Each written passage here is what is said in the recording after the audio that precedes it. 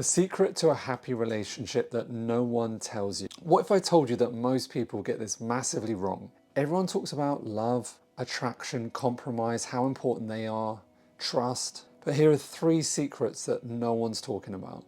And it's not what you think. Have you ever seen couples that just look happy all the time and just have an undeniable connection, an ability to handle conflict in a very effective way so that they don't have loads of silent treatment, they're not ignored for weeks on end, and both couples aren't scared about expressing their needs? So you must be thinking, what's the secret to this? So let's dive in. Secret number 1, healed past trauma. Now you might be thinking, Ed, I don't have trauma. There's different sorts of trauma. There's micro traumas, small trauma, and big trauma. Micro traumas are those things that most people ignore over a period of time. When someone didn't acknowledge how you felt, you were ignored. You didn't feel it was possible to express how you felt. When you did, someone said, don't worry, it's going to be okay. Small traumas are being left for a period on your own, not understanding why that happens when you're younger. And then of course you've got big T trauma, which is sexual abuse, violence, anything extreme. Now here's the thing that people don't realize. It's micro traumas and small traumas that build up over a period of time that are actually the main reason that people find it difficult to connect. If you don't heal your past trauma, what happens is it triggers those wounds to wreck your current relationship. So for example, if something happens where your partner doesn't text back straight away, if you've got ineffective inability to manage your emotional state in that moment, you might start overthinking, over texting, and you start creating scenarios that aren't true. The longer you go without your trauma being healed, the harder it is for your relationship to be a free flow in a comfortable way. I know this personally.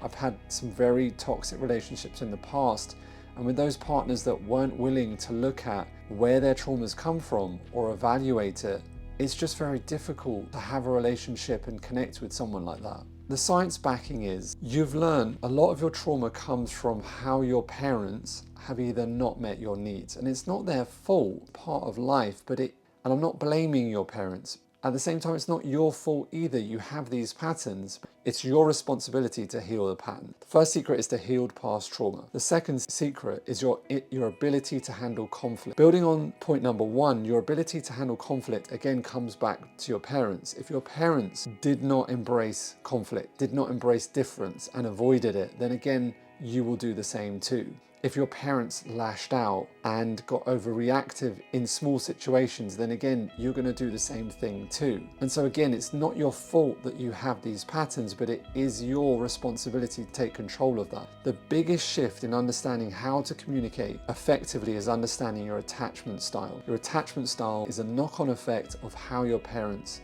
raised you up. Just a heads up, you can click on a link and see and get access to a free assessment so that you can assess what your attachment style is, and more importantly, how to fix it. And it's completely free of charge. The third secret is getting rid of all of the baggage, getting rid of all of the toxic patterns, and getting rid of all of the things that have held you back in the past. Learning how to recommunicate, learning how to understand love language, your conflict style, your narcissistic traits that can change regardless of what you see online. And again, regardless of what you see online, all your patterns can change, all your behaviors can change. I know you've met some people in the past that may have had some toxic behaviors, but you've got to separate the person from the behavior. All behaviors are adaptable. You weren't born with these issues. You have cultivated them over a period of time. And the longer that you hold on to destructive relationship patterns, you'll start to think things like, there's no good people around, dating apps don't work, I'm better off being single, all the good ones are taken, you can't have love without pain. And you start to build all of these negative beliefs that stop you from appreciating and enjoying the most powerful thing in the world today. Now, of course, being single is great, I'm not judging that. However, having someone co-create a life that is bringing all the good to yours, is bringing an equal share of goodness into your life as equally as good as you are giving to them, will take not only your life to a whole different level, it will take your whole fulfillment to a different level. Just a heads up, I'm running a free training on exactly how to fix these 3 problems. If you put your details in below, you can register, and again, it's completely for free and it's live over Zoom, and I look forward to connecting. Don't play hard to get, hit that subscribe, I got you.